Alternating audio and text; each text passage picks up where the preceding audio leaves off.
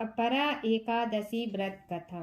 युधिष्ठिर कहने लगे कि हे भगवान, ज्येष्ठ कृष्ण एकादशी का क्या नाम है तथा उसका महत्म क्या है, सो कृपा कर कहिए। भगवान श्री कृष्ण कहने लगे कि हे राजन, यह एकादशी अचला तथा अपरा दो नामों से जानी जाती है।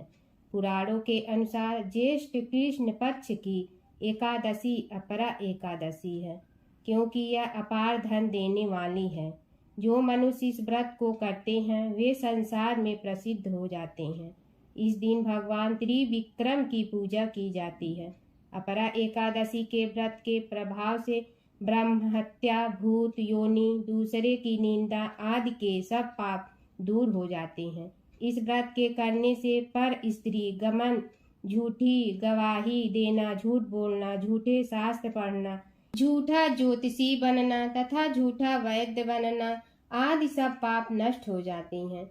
जो क्षत्रिय युद्ध से भाग जाए वे नरकगामी होते हैं, परंतु अपरा एकादशी का व्रत करने से वे भी स्वर्ग को प्राप्त होते हैं। जो शिष्य गुरु से शिक्षा ग्रहण करते हैं फिर उनकी निंदा करते हैं वे अवश्य नरक में पड़ते हैं, मगर अपरा एकादशी का व्रत करने से वे भी इस पाप से मुक्त हो जाते हैं। जो फल तीनों पुष्कर में कार्तिक पूर्णिमा को स्नान करने से या गंगा तट पर पितरों को पिंडदान करने से प्राप्त होता है, वही अपरा एकादशी का व्रत करने से प्राप्त होता है। मकर के सूर्य में प्रयागराज के स्नान से, शिवरात्रि का व्रत करने से, सिंह राशि के बृहस्पति में गोमती नदी के स्नान से, कुंभ में केदारनाथ के दर्शन या बद्रीनाथ के दर्शन, सूर्य ग्रहण में कुरुक्षेत्र के स्नान से, स्वर्ण दान करने से अथवा अर्ध प्रसूता गौ दान से जो फल मिलता है वही फल अपरा एकादशी के व्रत करने से मिलता है। यह व्रत पाप रूपी वृक्ष को काटने के लिए कुल्हाड़ी है, पाप रूपी ईंधन को जलाने के लिए अग्नि, पाप रूपी अंधकार को मिटाने के लिए सूर्य के समान, मृगों को मारने के लिए सिंह के समान है। अतः मनुष्य को पापों से डरते हुए इस व्रत को अवश्य करना चाहिए। अपरा एकादशी का व्रत तथा भगवान का पूजन करने से मनुष्य सब पापों से छूटकर विष्णु लोक को जाते हैं। इसकी प्रचलित कथा के अनुसार प्राचीन काल में महीध्वज नामक एक धर्मात्मा राजा था। उसका छोटा भाई ब्रजध्वज बड़ा ही क्रूर, अधर्मी तथा अन्यायी था। वह अपने बड़े भाई से द्वेष रखता था। उस पापी ने एक दिन रात्रि में अपने बड़े भाई की हत्या करके उसकी देह को एक जंगली पीपल के नीचे गाड़ दिया। इस अकाल में तुझे राजा प्रेतात्मा के रूप में उसी पीपल पर रहने लगा और अनेक उत्पात करने लगा। एक दिन अचानक धौम्य नामक ऋषि उधर से गुजरे।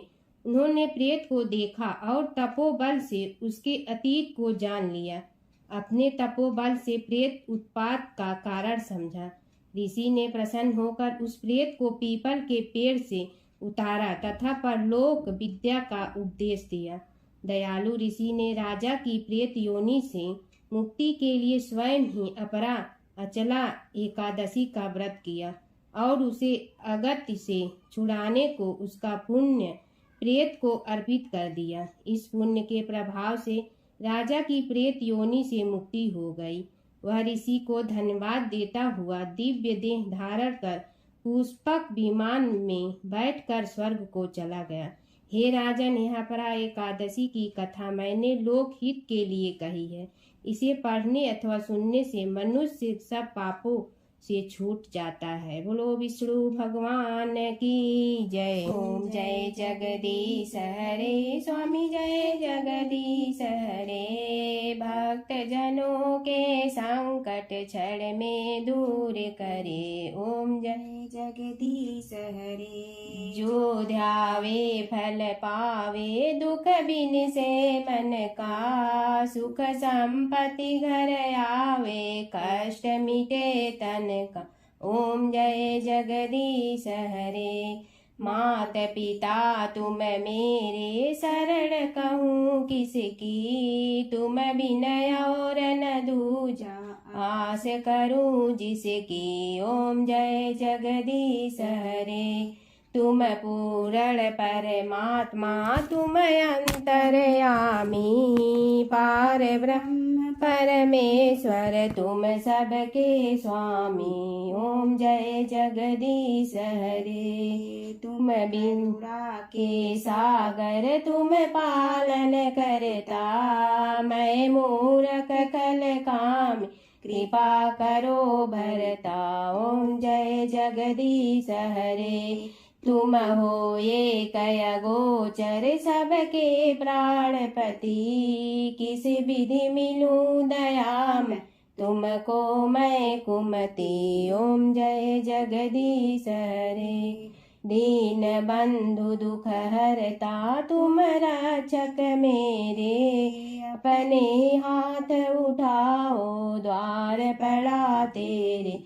ओम जय जगदीश हरे। विषय विकार मिटा पाप हरो देवा।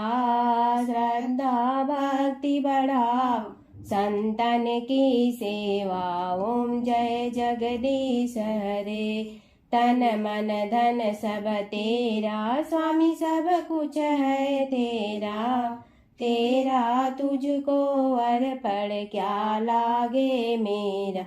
ओम जय जगदीश हरे। जय जगदीश हरे। स्वामी जय जगदीश हरे। भक्त जनों के संकट क्षण में दूर करे। ओम जय जगदीश हरे। स्वामी जय जगदीश हरे।